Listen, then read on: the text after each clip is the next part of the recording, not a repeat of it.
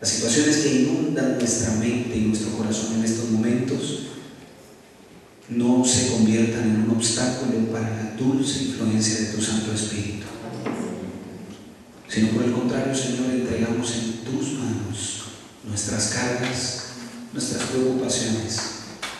Tómalas y resuélvelas tú por amor a nosotros, de acuerdo a tu voluntad. Al estudiar tu palabra en esta noche, háblanos directamente, límpianos de todo mal y llénanos de tu Santo Espíritu, en el nombre de Cristo Jesús. Amén. Quisiera invitarlos que abran entonces una vez más sus Biblias en el libro de Jonás. Allí ese pequeñito libro que iniciamos en el tema anterior, la primera parte. Los que no estuvieron en el tema anterior, esta es una serie de 2 temas que hemos titulado justamente como el nombre de este libro, Jonás. Y los que no estuvieron en el tema anterior, quisiera rápidamente hacer un pequeño recorderis de la experiencia de este gran hombre. Y quisiera que pudiéramos sacar las lecciones que Dios nos deja a través de esta vida. Dice Jonás capítulo 1, versículo 1: vino palabra de Jehová, ¿a quién? A Jonás, hijo de Amitai, diciendo: levántate y ve a Nínive, aquella gran ciudad, y pregona contra ella, porque ha subido su maldad delante de mí. Y dice el versículo 3: y Jonás se levantó para huir de la presencia de Jehová. Se fue a Tarsis y descendió a Jope, y halló una embarcación que partía para Tarsis. Y pagando su pasaje, entró en ella para irse con ellos a Tarsis, lejos de la presencia de Jehová. Quizás la historia que nosotros recordamos es la historia de este profeta de Dios, que en lugar de obedecer a Dios, le desobedece abiertamente. Encontramos a un hombre que cuando escucha la voz de Dios, en lugar de salir a obedecer, hace totalmente lo opuesto. Y decíamos en el tema del sábado de que Dios a veces nos va a pedir cosas que no queremos hacer. Hay momentos en la vida que Dios nos pide cosas que no queremos hacer, pero Dios sabe que es lo mejor para nosotros, y entre más rápido obedecemos, esa orden mucho mejor nos va.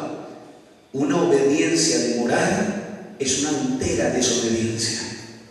Mientras obedecemos, estamos desobedeciendo a Dios. Por eso hay cosas en las que no se pueden jugar. Por eso hay respuestas que no se pueden simplemente aplazar. Hay que darle al Señor la respuesta que el Señor espera de nuestras vidas.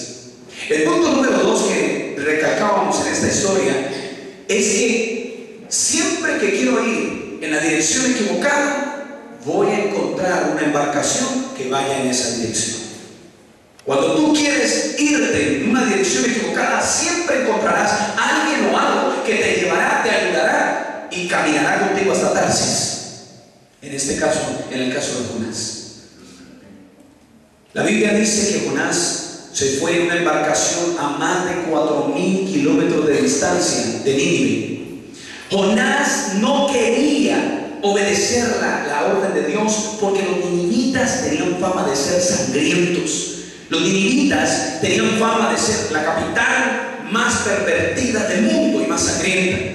La historia dice que los de Nínive, cuando atacaban a una nación, a los hombres les quitaban la piel, los enterraban en el desierto. Y eso son solo algunas de las cosas que ustedes alcanzan a leer.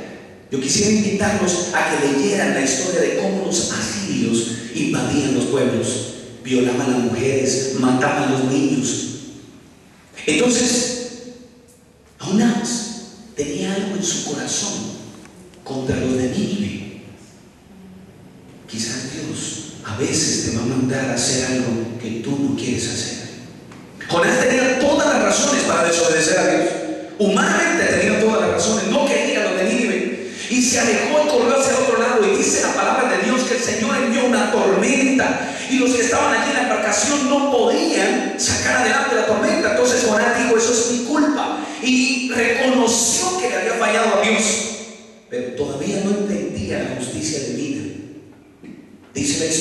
que le pidió a los de la embarcación que lo tiraran al mar.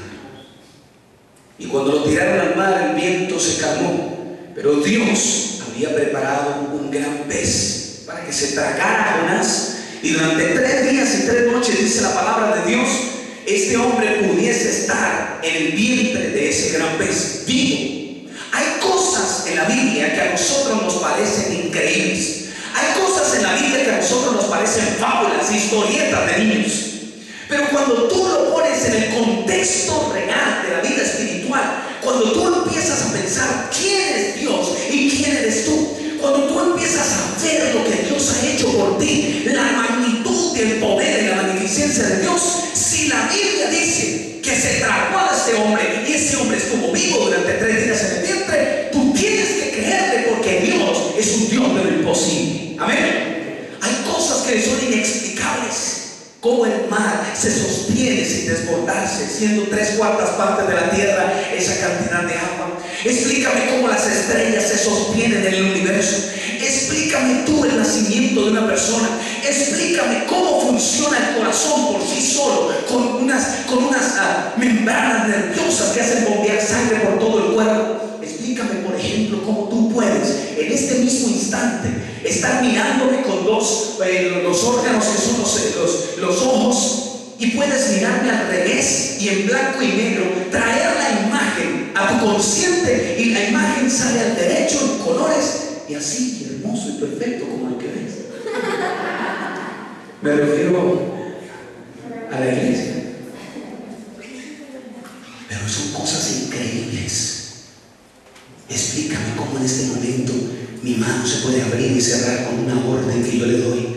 Explícame cómo mi corazón no ha dejado de latir desde cuando estaba en el vientre de mi madre. Explícame. Si la Biblia dice que un gran pez se tragó a Jonás y estuvo vivo durante 3 días y 3 noches, yo le creo a Dios.